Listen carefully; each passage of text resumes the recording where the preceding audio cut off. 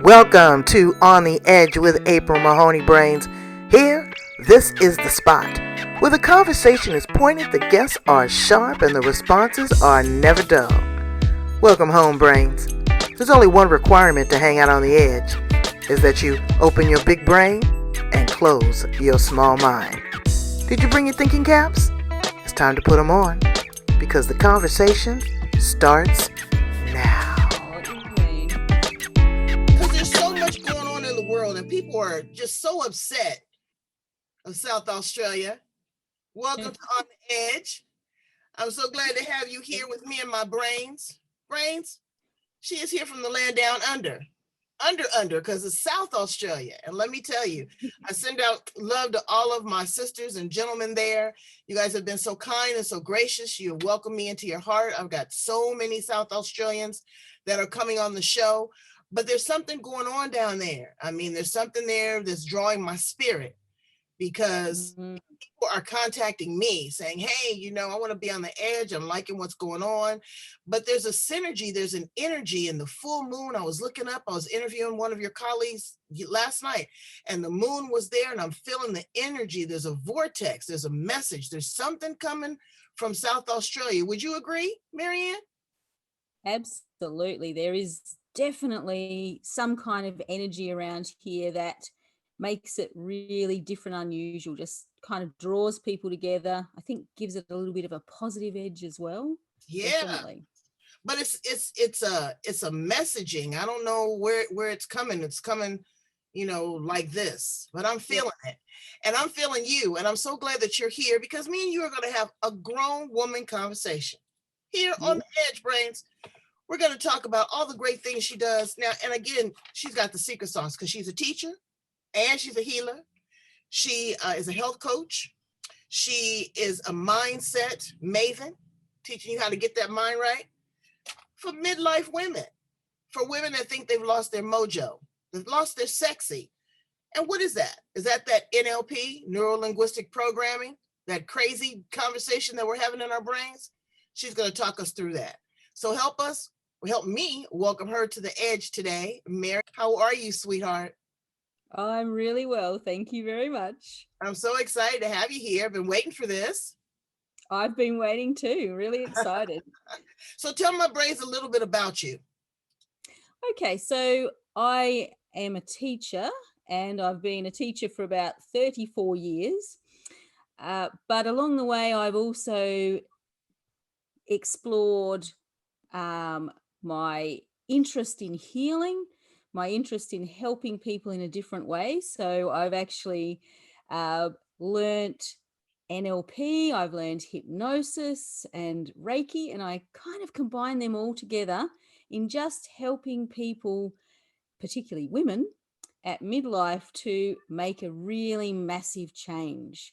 So it's really about how you can enjoy that time of your life rather than feeling like it's a time of your life where things just kind of stop and there's no more joy in what's going on. So that's become my real passion over the last few years, is actually exploring that. You're doing a fantastic job, because when women get to a certain age, and I don't know where they got this from. I forgot to show you guys where you're at. You're on the edge. Couldn't find a big postcard. But, for some reason, they have this conversation in their head is, oh, my daughter, for example, she's 33. I'm old. I tell her, well, you can hold on to all of that, because I'm 58 and I'm not old. Age is a matter of mind. If you don't mind, it don't matter. Now, again, I wouldn't want to go back to my 20-year-old self, 25-year-old self, because with age comes wisdom, comes grace, comes style, comes learning, comes discipline. Why do you think that women crunch down so hard on themselves when they get past maybe 40, 45? Where do you think that comes from? Yeah, I think, first of all, a lot of it comes from the messages that we're actually given by the society that we live in, where, there's so much around, you needing to be young and energetic and involved in all sorts of things. And once you get older, we're kind of given the message that we're now becoming less useful, less interesting, all of those kinds of things.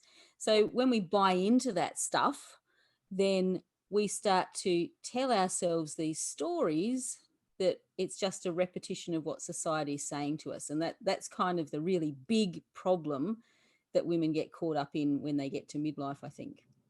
Well, I think that they lose a lot of self-confidence. Okay, so your boobs have went from here now down to here.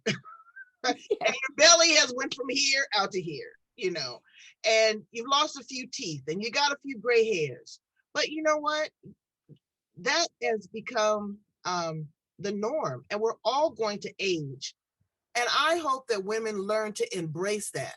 Because I'm 58. I have no problem telling people I'm 58 and I'm still sexy.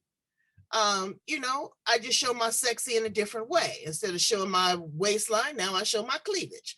But it's the conversation that I have with myself. Do I love myself? Self-esteem. And when you're listening to these outside influences, you're being brainwashed. It is what other people perceive you should be instead of really kind of getting to know who you are. How can we dial back and start changing that conversation in our brain? Well, the first thing is to actually develop our own form of self-love. We really have to get into contact with who we are and actually embrace that rather than rejecting it. We are amazing when we get to midlife because of all the experiences we've had, all the things we've learned, and we have to actually acknowledge that and go, yes, I'm a great person no matter what my age is, no matter how many wrinkles I've got, where my boobs are hanging or anything like that. And self-love shouldn't be about what's happening on the outside anyway. It should be about what's internal.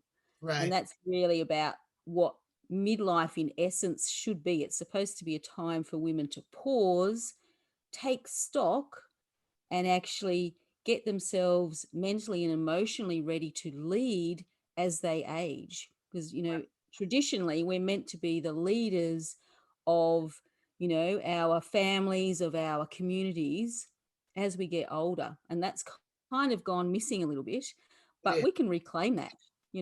That's part of the power that we should get in midlife. And bringing your sexy back. Okay. Oh, absolutely. Yes. I'm telling you something. I'm telling you, young brains, something happens to that libido at 40 and it's all right. It's a sexual revolution, okay? Because you've been there, done that. You've done all the foolishness. You've kissed all the frogs before you found the prince. But now you look at yourself and you have a certain confidence. You don't have anything to prove, and you have a lot of experience.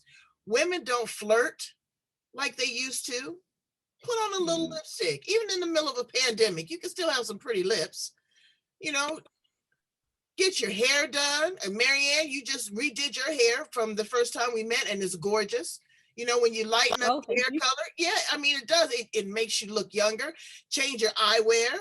That could take 10, 15 years off of your look, And again, you may not be the thin thing that you once were, but you can still be tight and you can still be firm, correct? Absolutely. And once again, all of that sort of stuff is really the external. If you're actually happy within yourself, then hey, that gets rid of a lot of those wrinkles and whatever, because you're just projecting that power and that self-belief that really makes you shine much more than, how fat or thin you are, or what's happening with, your muscles, although it's probably a good idea to work on them a little bit. But work on them a little bit. Do a little yoga, downward facing dog, or warrior 2 or something. Do a little something. Exactly. But you're also a health coach. And I'm at that point. I'm at this point in my life where this is a lifestyle change. It's not just about trying to lose weight. I'm really finding, as I am maturing, that I'm getting very sensitive to certain kind of foods that never bothered me before. And so I'm really kind of dialing back, looking and talking to my plate. I talk to my plate and I say, hey, potatoes, hey, rice, I don't need you. I'll see you tomorrow. But talk a little bit about dieting, because you gave some really great tips. And I know that you're working on a online program right now, or, you're doing a series of webinars. What are the health tips that you're giving women right now? So essentially, it needs to be at midlife, you actually creating a healthy lifestyle. So get your body ready for the years ahead, essentially. So think about what you're putting into your body. Really, it needs to be really nice, natural, whole foods, healthy whole foods, lots of fruit and vegetables, lots of whole grains. Just ditch your processed foods. And the reason for this is many, but if we want to actually manage our hormones in particular at this time of our life really well, feeding our bodies with that natural kinds of food actually allows your body to heal itself and to do the natural stuff that it should be doing. So, menopause is not a disease. It's not necessary for us to actually pop pills at all if we're doing the right kinds of things. So definitely start with what food you're putting into your body. And you definitely need to move. So it's not necessary to be, your slim, trim kind of figure, but be the healthiest that you can possibly be. Right. Move as much as you possibly can. So that's the health advice. There's so much things that we really need to be putting in place for now, but also, what do you want your old age to look like? Right. Do you Right. want to be like an amazing person as you get, to the last decades of your life, or do you want to be, kind of really miserable and unhealthy? So set yourself up now. Well, I just went to an online wedding of a couple that was 83 and 86. Yes. And they met one another right there in the retirement facility, sneaking in each other's room during the COVID, whatever. But you know what? It's not over until it's over. No. And, it wasn't about, having sexual relationships or even going out to dinner. It was companionship. It was about love. It was about not wanting to end this life alone and still finding joy. So you can find joy in a lot of things outside of that. Sometimes people obsess with food, especially now because we've all been isolated and they're not eating properly. But I went out to a fast food restaurant, and when I came home, I thought I was going to die because I had been eating so well. I'm a great cook, but I reduced the sugars, and I, again, talking to my plate, reduced the carbohydrates, got rid of the beer. The beer, no, I still drink a beer. But got rid of the breads and the cereals and all that, and I really started looking at that. Then I go out to this fast food restaurant, and oh my God, I could taste that the grease had not been changed on those fries, that it wasn't meat I was eating. It was like some sort of soybean cardboard. It was awful. And the lettuce, it wasn't lettuce, it was like shredded paper. So I'm like, I don't need to do that. And that was a wake-up call that I don't have to do that anymore. So now you also are a healer, and you also do Reiki. Everybody talks about Reiki. Well, I tried it on my husband, my own version of it. I've had Reiki done. And let me tell you, I had him under my spell. Yes, I did. Yes, I did. Because I'm a great masseuse, and he was out. And I moved the energy really slow. And, I had the music on and burned some non-choppa. Oh, I had him there. Tell me a little bit about your experience with Reiki, why you chose that modality to study, and how do you apply it? Oh, so good question. So I might start with the how did I get into Reiki, because that is one of those things where you can kind of see how, there's energies within the universe that just kind of lead you in a particular direction. And essentially that's what happened to me, just through a series of really interesting coincidences and little things happening. I decided to go and do level 1 of Reiki. And it was really cool. You know, you do learn to work with the energy, and it starts to change you and that kind of thing. It's a sexy kind of, it's different, Brains. I'm telling you, it's different. Yeah, it is amazing, like just the way that the energy kind of works. But the thing is that after I had done level 1 and thought it was really great, for whatever reason I then just stepped back, and it took me like another about 8 years to actually go back and finish my study and actually reach the level of being a Reiki master. And that was also because I had things I had to learn, I suppose beliefs I had to change and things like that. And now it's like the most amazing thing when, you have Yeah. someone that you're working with and they just have all of these shifts and things like that. So I was working with someone last night, and as shifts started to happen, as healing started to happen around her, like hips and legs, there was just like this release of a huge amount of energy from her body, so that I was actually dripping with sweat. It was sort of, a Wow. physical reaction. Yeah, I was like in a daze. I was like, you know what? And I've never taken a course, but I've watched people do it and I've had it done on me. And I said, well, let me just try this.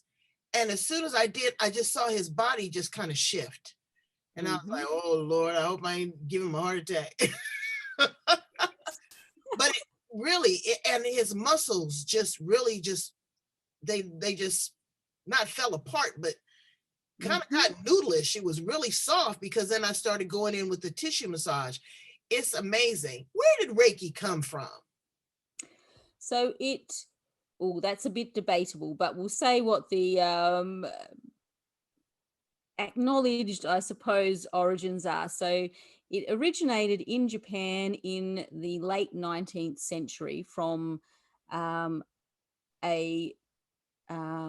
suppose, a monk, a believer who felt that he had been given certain understanding of this new level of healing energy. And then he started to spread that to students, and eventually it spread, I think, to Hawaii first, outside of like Japan, and then, it's kind of spread all over the place. So there's actually different, I suppose, traditions to do with Reiki and that kind of thing. Right. So there's, this essentially it's just you really connecting with the energy that is around in the world and in the universe, and actually learning to use that with people. That's the essence of it. And you've actually learnt that yourself without having any formal training. You can tap into that.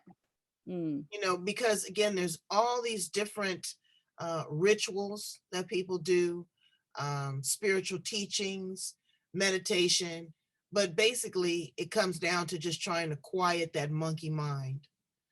That Absolutely. constant chatter that we have inside of ourselves. You also have worked in NLP, neuro linguistic programming. I love it because I talk to my brain all the time. I do. And I get a lot of information from that. But I've learned different techniques on really trying to quiet that, trying to set a precedence for myself, to reassure myself, to question myself. So neuro-linguistic programming is not just about being this positive thinking. I mean, that's a great part of it. But if you never ask the question, you can't delve into the answer. You're not going to be able to receive it.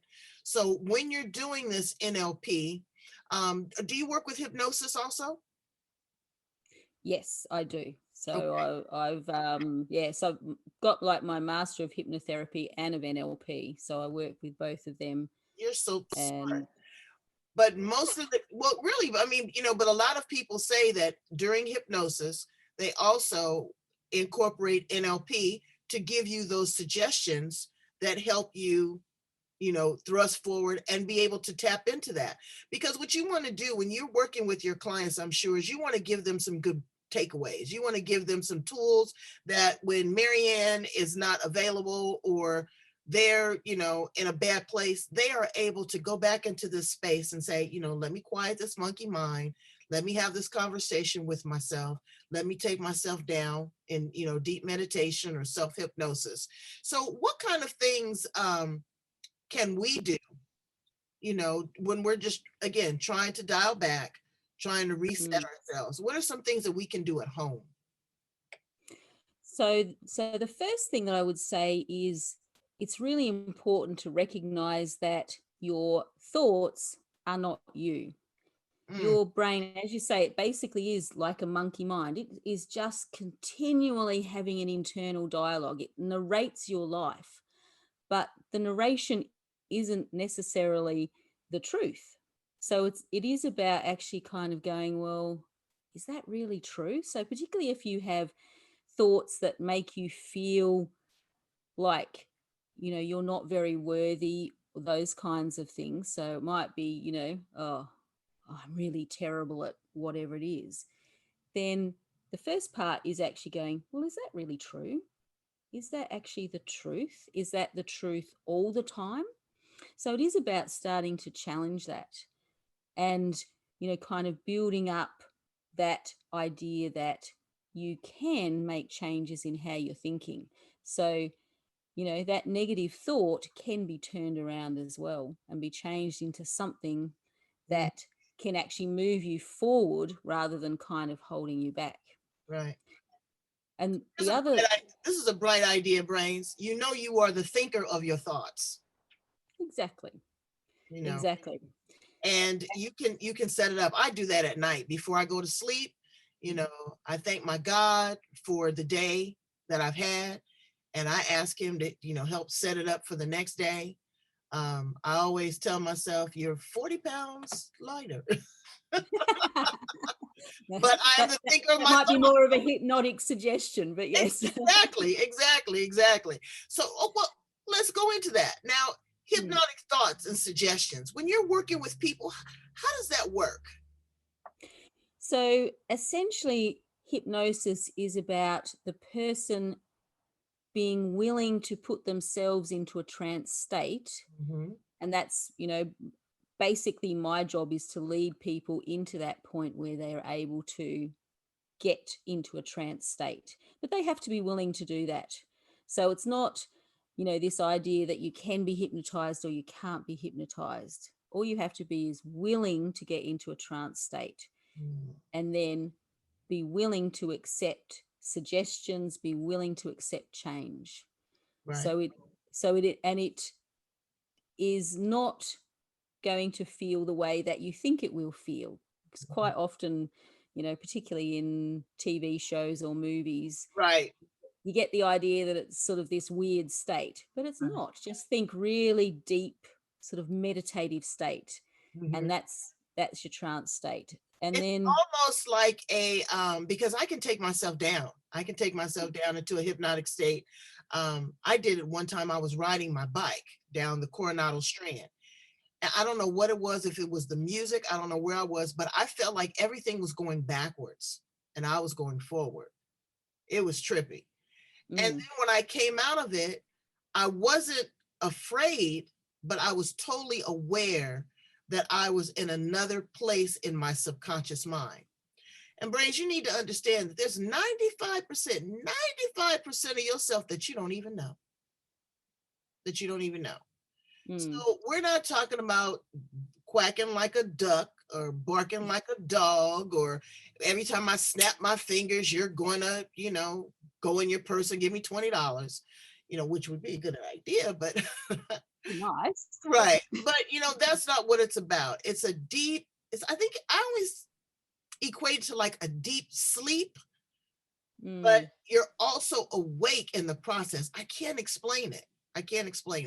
And when I was hypnotized, I sat there and then I listened to the recording afterwards. It was absolutely brilliant because I was still conscious, but I was in a different state. I was in a different place. And I thank my lucky stars that I've never had anything super traumatic that has happened to me that I had to have a breakthrough, but I could see how people could really have a breakthrough. Have you had situations where people have just really had breakthroughs, emotional breakthroughs? Oh, yes, absolutely. It's not that uncommon. because you are dealing with, that 95% of your mind that you're not really aware of. And there's some amazing stuff that's built up in there over the years that is kind of controlling you without you being aware of it. So if you're in the habit of doing something and you don't know why, it's because of something that's stored in your unconscious mind. And then as you work with that, either through NLP or hypnosis or both of those modalities, and you change that, you make it into something that's more positive for the person, then they can have a huge emotional release. And at the time, it can seem really quite traumatic, even, although it's just sort of like a brief emotional storm, I think. And then after that, the feeling that they get is just like, total release. It's something that they didn't know they were carrying around, but now it's not there. It's just gone. It's like a colonic for your brain. Yeah, that's a good way of putting it. Now, you are also a teacher. What do you teach? So at the moment, I teach year 5. So primary age children, about 10 or 11 years old, and I teach them most subjects. So it's a lot of fun, a lot of challenge, but it's good. Well, I had a guest on my show that is working with Gen Alpha with 4 and 5-year-old geniuses. Oh, wow. Yeah. And she said that the things that they are coming up with are just unbelievable. But allowing them that space to identify, recognize, and learn at the level at where they're at. All kids are not going to just be excited with their ABCs, 1, 2, 3s, or, algebra and all that kind of stuff. So what do you think about education overall, and really kind of incorporating the other tools that you have when you're dealing with these small minds? So what I'm saying is, like, you've got a classroom of 15 kids, and all of them are going to have different learning styles. What, as a teacher, do you do, or I'm trying to figure out how to phrase this question. How do you incorporate, because you can't do Reiki on them in there, even though you wish you could, but again, like the neuro-linguistic programming and the hypnosis, you're sneaking some of that in there because you're carrying that in with you everywhere you go. You got to work with these little minds, but what are you incorporating in them to kind of help them get through and get through this crisis time we're in? Does that make sense? Yes, it does. So I think because of the training that I've had, I do just naturally bring some of that in, and also with the Reiki, I do sneak a little bit of that in, just by how I set the energy of the classroom up. So I don't do it on the students, but I sort of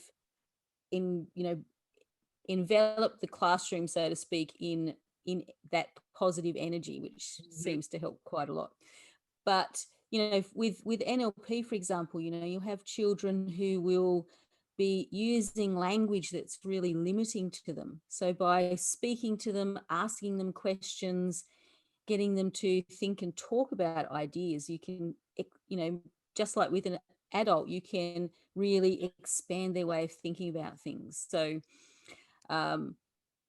last year when I was out on duty, I had a little kid who came up to me and said, "Everybody hates me," Oh, as little kids will say. And you kind of go, So I just sort of started to ask him some questions. So is it really everybody who hates you? And he just sort of stopped. And his emotions immediately started to change because he was disengaging from the emotions and having to think through what he was saying. So there's lots of different situations where you can use that. With hypnosis, you can put them into trance, just tell them nice stories and it'll be right. At nap time, that was one of my favorite times in the classroom was, you got to sit down and just kind of rest for about 20, 30 minutes. And it is such a change. I love a nap to this day. But now I'm seeing a lot in the news that classrooms are incorporating, I know here in the US, that they are doing more mindful meditation instead of putting the kid in the corner or making them do standards or, embarrassing them, public shaming them. they're really kind of allowing them to have a time for meditation. They're learning that at an early age. They're, not so much Reiki, but again, they're holding hands and they're connecting the energy from one another. And they're starting at a very early age. And I think that's so positive, because if they learn that now, that will be a skill that they will carry with them their entire life. Would you agree? Yes, absolutely. The fact that we're now bringing mindfulness practices into the classroom, we're also teaching them, how to develop their positive mindset as well, which is all part of, my interest is around, how we can make the mind work for us better. So all of Exactly. those things just set kids up to be resilient. And let's face it, in this world, everybody needs to be very resilient to get through And you so don't many need different to things. But discipline children. I'm a great discipliner because I always work with their mind. People always say, well, how come kids, when they're around you, that, because I give them that look, yeah, like, I'm not playing with you. But I talk to them like they're little people, with respect. I don't do that. I ask them questions. I allow them to ask me questions. If you just answer that question, they're on to the next thing. They're not going to, drill down like an adult, but they want to know. They're curious. They're little sponges. They want to absorb all of that. And right now, parents are really struggling. You got the corporate executive that was wearing those red bottom shoes and that cute little pencil skirt. Now she's sitting there pulling her hair out with her sweats on, telling her kids to be quiet in the background because she's homeschooling. They don't know how to adjust. They don't know how to pivot. There's a lot of parents there that have children with special needs, that don't know how to deal with those special needs, that don't have the bandwidth, don't have the patience. What would you say to those parents right now that are struggling? oh, well, first of all, I really feel for you because it is such a hard situation. Ordinarily, you can send your children off to be educated, and it kind of almost brings a little bit of a distance between you and your kids. But you're now having to be parent and teacher, and there's no distance at all happening. So I think the number one thing is to actually make sure that you are set in your head, that you're feeling positive, that you're not bringing in all kinds of negative thought patterns into your head, because once you bring those in, that will spread to your kids. So if you're feeling really negative and that kind of thing, just get some distance, okay? Because your kids will learn when you're positive, when you're supportive. They'll struggle if you get into that state where you're feeling really frustrated yourself. The other thing I'd say is that, yes, you might have to homeschool your kids, but any little thing that you can do to encourage them to think and to question and to just talk about life is going to do as much for them as doing a page of maths problems. That the way that they grow their brain at this stage is far more important than each little bit of learning that they might do. So if you're getting frustrated, see if you can set them some kind of a challenge where they have to think outside the box, kind of question things a little bit, get creative, give you a break, but Mhm. it'll also give them some amazing learning. Right. So And move them so away the from the device. oh yeah, Take them outside and catch some bugs. yes. Make a cake out of mud. I mean, go back to the simple pleasures. Think back when you were a child, the things that you really enjoyed, hugging a tree, waving at the postman, just sitting on the porch waving at people. Just little things like that is a way to connect on a human level. Mm. Let me ask you a question. Now, we talked about everything. We've talked about parenting. We've talked about neuro-linguistic programming. We've talked about NLP. What would you say? We talked about aging. What would you say to a 25-year-old Maryanne Tillman? Oh, what would I say? I think I would say don't resist the path that you're being shown to go along. Just follow that, see where it takes you, rather than thinking that you know what all the answers are. So I think when I was 25, I had all of the big plans in my head, and the direction that I was meant to go was kind of already there. But I resisted and I resisted. And it's, taken me 20 years to get to that point. So I think that would be my advice. Just block out your big plans and see what the universe is telling you to actually do. Well, I'm telling you, you have given great advice, and it looks like you followed it already because you're doing great things. Tell my brains how to get in contact with you there, because you are able to touch them all over the world. I want them to definitely, and I'm getting hooked to it too, going in and following your teachings. Very easy, very simplistic, nothing, nothing to hurt you, or maybe awaken you. And so I'm really finding it very fascinating. But how do my brains get in contact with you, Maryanne? So probably the easiest way is actually through Facebook. So I have my personal profile, so Maryanne Till, and also my business page as well, which is One Life to Flourish. So they're probably the easiest ways to get in contact with me. I'm also on Instagram and LinkedIn, but I'm most active on Facebook. So that's the place to go, and you can easily message me if you want to, connect in a deeper way or ask me any questions. But yes, there's lots of different things that I do. I have a few different broadcasts where I actually talk through and give people tips on how they can just make changes in their life really nice and easily, nice and gently, because that's What it's about. basically my passion. Yes. It's about being easy, breezy, and accepting who you are, loving who you are, because you can't change it. You can get cosmetic surgery, you can, get hypnotized, but again, who you really are is going to rise to the surface like cream. And you are the cream of the crop here on the edge. Yes, with the little postcard brains. Look at that. We're doing it a little style today. We want to thank you so much for being here. You have been an amazing guest. Again, I love you ladies down in South Australia. You are really making a difference in the world. And I want people to listen to the edgy conversation. So go and subscribe. We are on YouTube. We are on LinkedIn, Twitter, Instagram, Facebook, Blog Talk, iTunes, Mixcloud. You want me to sing it for you? But thank you so much again. Will you come back and visit us again? Oh, I would love to. It's been great chatting with you and just, talking through different things. So thank you so much. Yeah, we just have a big girl conversation. Again, remember, brains, the most important thing, if you learn nothing else, you are the thinker of your thoughts. Bye, Maryanne. Bye.